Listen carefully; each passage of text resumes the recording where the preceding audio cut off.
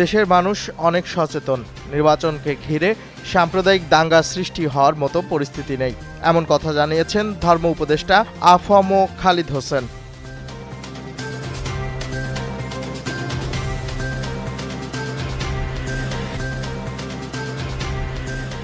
Vote নিয়ে অন্তর্বর্তী সরকার কোনো ষড়যন্ত্র করলে বিএনপি নয়, দেশের জনগণই তা প্রতিহত করবে। জাতীয় প্রেস ক্লাবে এক অনুষ্ঠানে এমন মন্তব্য করেন বিএনপি চেয়ারপারসনের উপদেষ্টা জয়নুল আবেদিন ফারুক।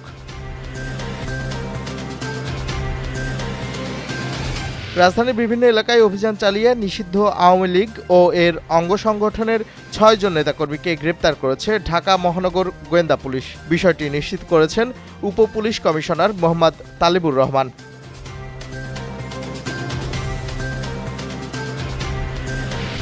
মার্কিন অর্থমন্ত্রী স্কট বেসেন্ট বলেছেন, ট্রাম্প ও পুতিনের আলোচনার ফল ভালো না হলে ভারতের বিরুদ্ধে শাস্তিমূলক ব্যবস্থা বা শুল্ক আরও বাড়তে পারে। এক প্রতিবেদনে এই তথ্য জানিয়েছে ব্রিটিশ সংবাদ মাধ্যম বিবিসি।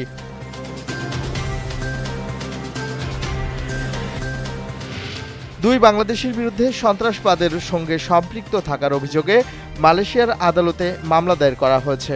এক প্রতিবেদনে জানিয়েছে মালয়েশিয়ার রাষ্ট্রায়ত্ত বার্তা সংস্থা বারনামা।